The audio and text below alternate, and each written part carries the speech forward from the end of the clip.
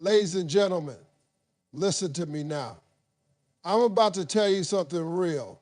You want to attract an avoidant partner, first you got to ask yourself, why do you want someone who's running from connection while you're chasing it?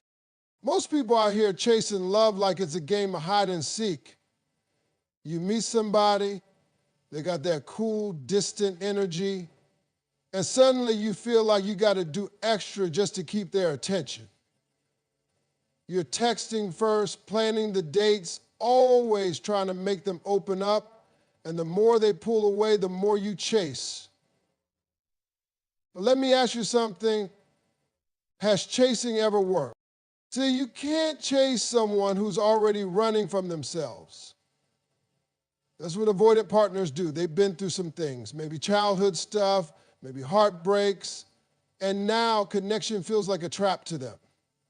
When someone gets too close, they start feeling suffocated, like they're about to lose control. And you're chasing, that just confirms their worst fear, that love equals pressure. Now I get it. You're not chasing to scare them off. You're chasing because you care. You're thinking, if I just show them how much I'm here for them, maybe they'll let me in. But what you're doing is feeding into the exact dynamic that keeps them distant. Every text you send asking, are you okay? Every little attempt to decode their silence.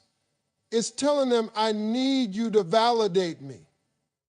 And baby, that's not attractive to an avoidant, that's overwhelming. What's attractive to an avoidant is space. It's someone who ain't desperate for attention. Someone who knows how to sit in their own peace. You ever notice how the people who don't need validation are the ones everybody wants to be around? That's because they're not trying to fill a hole. They're not performing for love, they're just being. And that energy, it draws people in. It says, I'm good with or without you. That's the sweet spot. That's where the avoidance starts to look at you differently. See, they're used to people coming on strong, used to people trying to fix them, unlock them, win them. But when you show up steady, not chasing, not pressuring, just present, that confuses them in the best way. Because it says, I see you, I'm not trying to change you, I'm not trying to rush you, but I know my worth and I'm not going to chase after someone who can't meet me halfway. That's powerful, and it takes strength. Because trust me, I know how hard it is to care for someone who keeps you at arm's length. But when you switch from chasing to attracting, you take your power back. You say, I'm going to show up as my full self. I'm not going to shrink to keep you. I'm not going to overfinance because you underfinance. I'm not here to earn your love. I'm here to receive it. Now, that doesn't mean you play games. This ain't about acting cold or indifferent just to get a reaction. That's manipulation, and it never works in the long run. What I'm saying is, you stay rooted in who you are. You make your life full. You invest in yourself. You go to the gym, work on your goals, surround yourself with people who light you up. That's not a strategy, it's a standard. And when an avoidant sees that you're not standing still waiting on them, they'll either step up or step out. Either way, you win. Because here's what you've got to understand. Love is not a performance. You don't have to prove you're worthy by jumping through hoops. If someone can't recognize your value unless you're chasing after them, they're not ready for what you're offering. Real love doesn't require a pursuit. It meets you where you are. So instead of asking, how can I get them to open up? Try asking, am I showing up in a way that honors me? Am I chasing because I'm scared to lose them? Or am I standing in my worth knowing that what's meant for me won't run away? Let them feel your absence. Let them notice your calm. Let them miss that grounded energy that doesn't demand anything but respect. And if they don't, then baby, you weren't attracting love. You were trying to convince someone to love you. That's a job you should never have to do. Because when you stop chasing and start attracting, you don't just draw in an avoided partner. You draw in the right partner, someone who recognizes peace, values emotional maturity, and wants to grow with you, not run from you. That's how you shift the game. Confidence is not optional if you're trying to attract an avoidant partner. It's essential. It's the game changer. Now, I ain't talking about arrogance. I'm not talking about walking in the room with your chest out, trying to act like you're better than everybody else. That's not confidence. That's ego. And ego is loud because it's covering up insecurity. Real confidence, that's quiet. That's knowing who you are and being okay with it, whether anybody claps for you or not. See, avoidant people are wired a little different. They get nervous when someone tries to get too close too fast. They're scanning for red flags. They're on alert. Not because they don't want love, but because they're afraid it's going to cost them their independence, their emotional safety. So when someone comes at them all intense, all emotional, all what are we and why won't you text back, that sets off alarms in their head. They don't feel safe. They feel trapped. And when people feel trapped, they don't lean in. They pull back.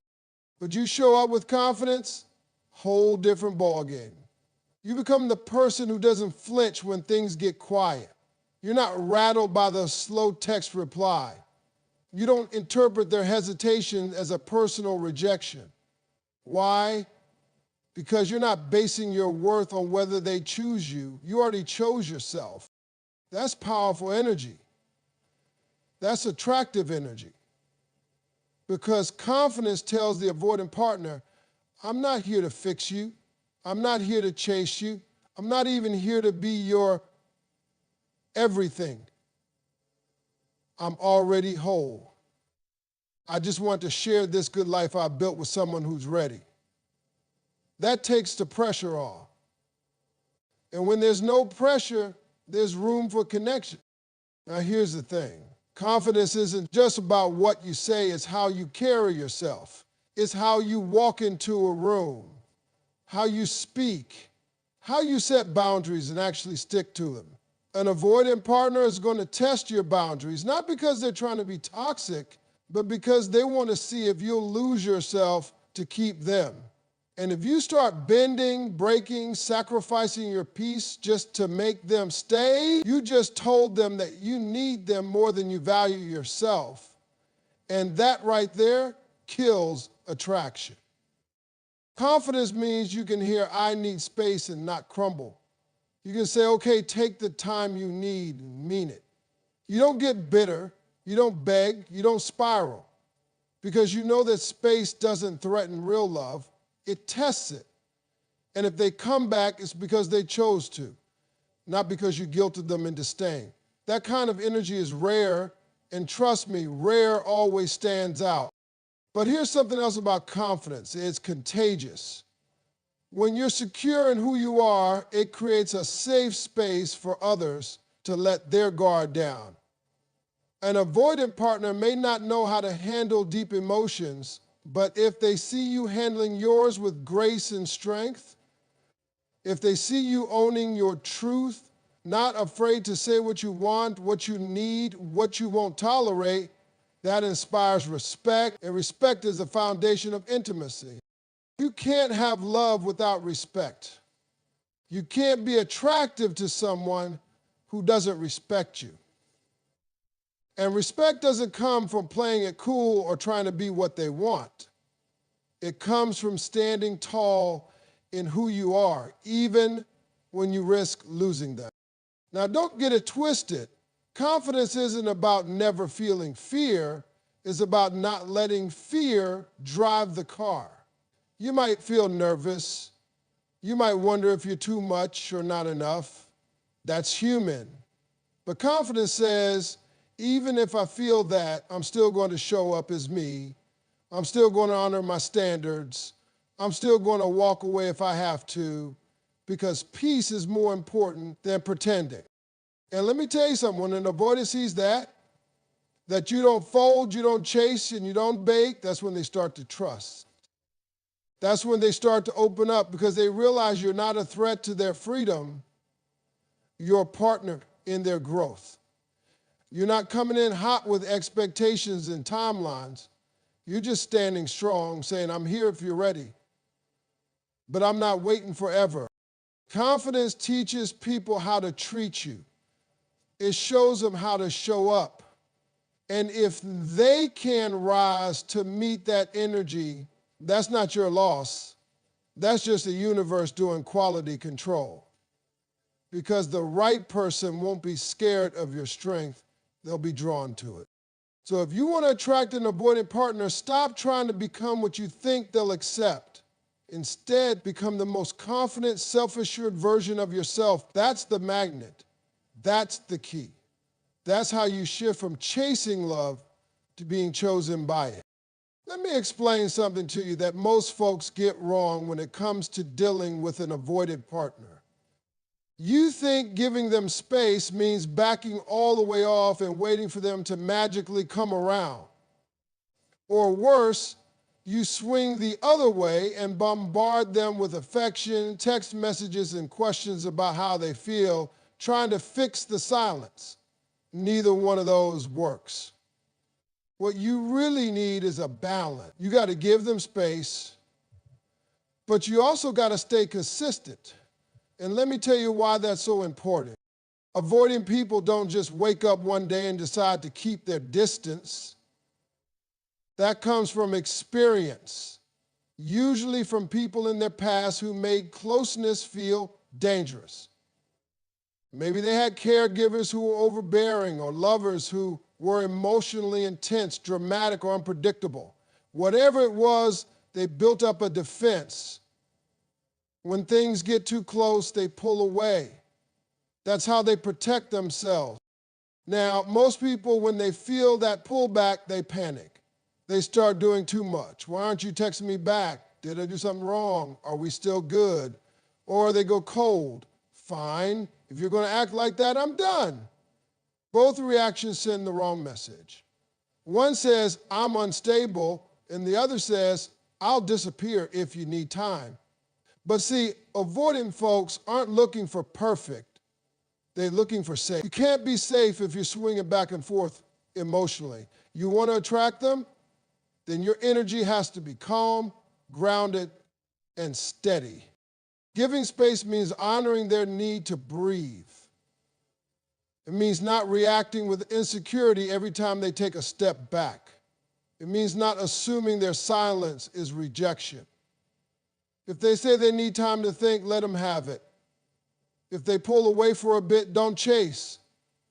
Don't try to force a conversation they're not ready for. Let them know you're here, but don't make your presence feel like pressure. But here's the part most people miss. Just because you're giving space doesn't mean you disappear. You stay consistent. You show up the same way, same tone, same respect, same calm presence. No guilt tripping, no emotional games, no switching up trying to punish them for needing space. That consistency is what builds trust. Let me tell you something. Avoidants may not say it out loud, but they're watching. They're watching how you handle the quiet moments. They're watching how you respond to distance. Are you going to take it personal and spiral? Or are you going to stay cool, stay collected, and let them come back on their own?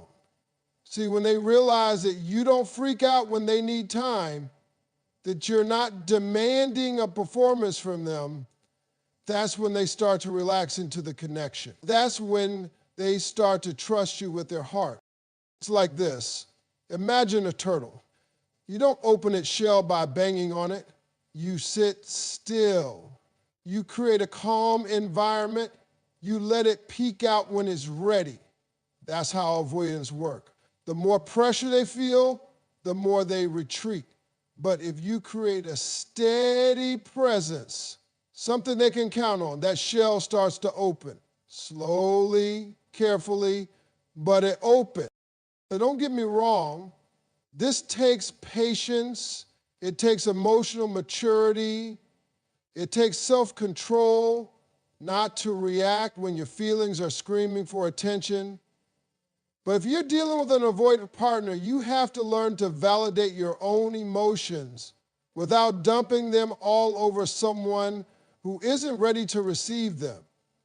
That's your work. You stay grounded by reminding yourself, their need for space isn't about me. I'm not being rejected, I'm being tested. And I know who I am. I don't chase, I don't beg, I remain steady. You don't have to play hard to get, you just have to be solid. Let them know directly, kindly, that you're here, but you respect their rhythm. You're not going to smother them, but you're not going to vanish either. That middle ground, that's rare. Most people live in extremes. You being balanced, that's what makes you stand out. Here's the payoff. When they feel safe, they begin to lean in. Not out of pressure, not because they're afraid of losing you, but because they want to. They start to reach out more, share more, trust more. And it's not because you forced it, it's because your consistency created the space for it to happen naturally. So don't confuse distance with disinterest. Don't assume the worst every time they go quiet. Give them their space, but don't abandon the connection. Keep showing up in small, respectful ways. A kind message, a lighthearted check-in, no expectations, just presence. That's how you show you care without cornering them. That's how you become the person they feel safe to open up to. That's how you win with an avoidant.